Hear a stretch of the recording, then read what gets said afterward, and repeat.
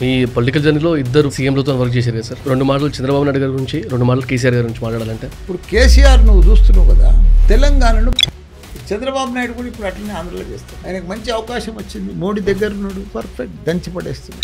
అంటే మీకు ఏమైనా అనిపించింది రీజన్స్ మీ ఇంటర్నల్గా మీరు ఏమైనా మాట్లాడుకున్నారా ఎందుకు గవర్నమెంట్ మారింది అని? ప్రజలు చాలా తెలియదు. Best of law talks full పాడ్కాస్ట్లో నుంచి బెస్ట్ పార్ట్స్ అన్నీ ఇక్కడ అవైలబుల్ ఉంటాయి. Do watch it.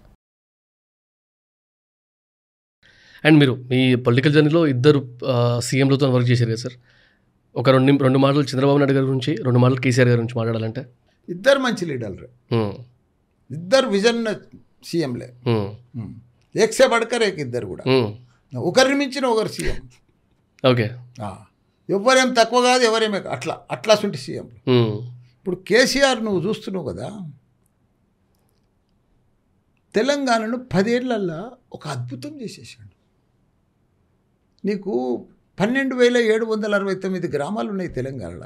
ప్రతి గ్రామంలో ఒక డంపింగ్ యార్డ్, ఒక గ్రేవ్ యార్డ్, ఒక క్రీడా మైదానం, ఒక మన మన మన 24 గంటల కరెంటు, తాగునీరు, మళ్ళీ సాగునీరు, ఇట్లా ప్రతి విలేజ్కు ఓ ట్రాక్టరు, ఇవన్నీ చేసిన ఘనత దేశంలో ఏ రాష్ట్రంలో కాని పని మనకు కేసీఆర్ చేశాడు. అది మామూలు విషయం కాదు. దేశంలోనే ఆదర్శ రాష్ట్రం తెలంగాణ. ఇంటింటికి నీళ్ళు ఇచ్చేది భారతదేశం, ప్రపంచంలోనే అది పెద్దది. అది కూడా చేయలేరు. మన కేంద్రం కూడా కాపీ కొట్టిందని, గర్కు జలని, అట్లా గొప్ప పని. ఇప్పుడు చంద్రబాబు నాయుడు కూడా ఇప్పుడు అట్లనే ఆంధ్రలో చేస్తున్నాడు. ఆయనకు మంచి అవకాశం వచ్చింది, మోడీ దగ్గర ఉన్నాడు, పర్ఫెక్ట్ దంచి పడేస్తున్నాడు. అంటే ఇప్పుడు మీరు అన్నారు ఇందాక ఊహించలేదని చెప్పి గవర్నమెంట్ మారుతుంది అని. అంటే మీకు ఏమైనా అనిపించింది రీజన్స్ మీ ఇంటర్నల్గా మీరు ఏమైనా మాట్లాడుకున్నారా ఎందుకు గవర్నమెంట్ మారింది అని? ఎలక్షన్స్లో మారిందంటే ఇక ప్రజల తీర్పు. అంటే ఇవన్నీ చేసిన తర్వాత మీరు అన్నది నిజంగానే వాళ్ళకి రీచ్ అయింది అయితే, ఇప్పుడు ఎవరి పార్టీ వాళ్ళు మాట్లాడుకుంటారు, లేకపోతే ఎవరు పవర్లో ఉంటే వాళ్ళ గురించి చెప్తారు కదా. సో ఆ సెన్స్లో ఇది నిజంగానే అయిందని అనుకుందాం. బట్ వాళ్ళ దగ్గర రీచ్ అవ్వలేదా? రీచ్ అయినా కూడా వాళ్ళకి ఎక్కలేదా? అసలు ఏం రీజన్ అయి ఉంటుంది?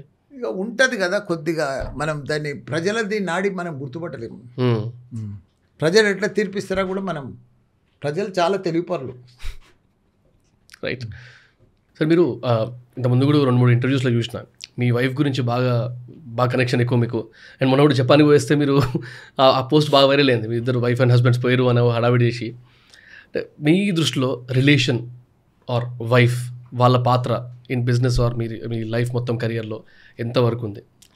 మీరు ఒక ప్రభావం చెప్తారు కదా, నాకు సరిగ్గా పూర్తిగా చెప్పనీకి రాదు కానీ, ఓకే, ప్రతి మ్యాన్ వెనుక సక్సెస్కు ఒక ఉమెన్ ఉండదు అంటారు చూడు, అట్లా నా భార్య నాకు సక్సెస్కు అది.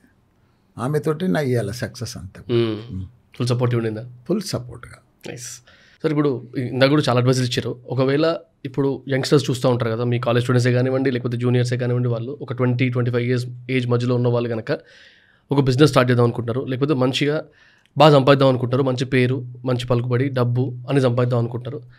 అలాంటి వాళ్ళకి కనుక మీతో ఒక 5 నిమిషాలు టైం దొరికింది వాళ్ళకి, సో వాళ్ళకి మీరు ఇచ్చే మెయిన్ అడ్వైజ్ ఏంటి సార్?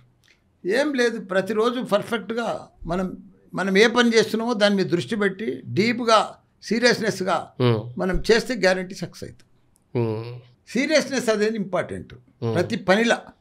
చదువులో కూడా నువ్వు సీరియస్గా చదువు, కరెక్ట్గా పాస్ అవుతావు. రైట్. పనిలో కూడా సీరియస్నెస్ ఉండని పర్ఫెక్ట్ సక్సెస్ అవుతావు. అప్పుడప్పుడు అప్ అండ్ డౌన్స్ ఉంటాయి, ప్రాబ్లమ్స్ ఉంటాయి, నాకు కూడా అవన్నీ ఫేస్ చేస్తేనే కదా సక్సెస్ అయ్యేది. రైట్. నువ్వు ఎట్లా గాలి మోటార్లకి ఇట్లా పైకి పోతే ఎట్లయితే చెప్పు. ప్రాబ్లమ్స్ ఉంటాయి, అప్ అండ్ డౌన్స్ ఉంటాయి, టెన్షన్స్ ఉంటాయి, అవన్నీ అధిగమిస్తేనే కదా మనం మానవులం అయితే. రైట్.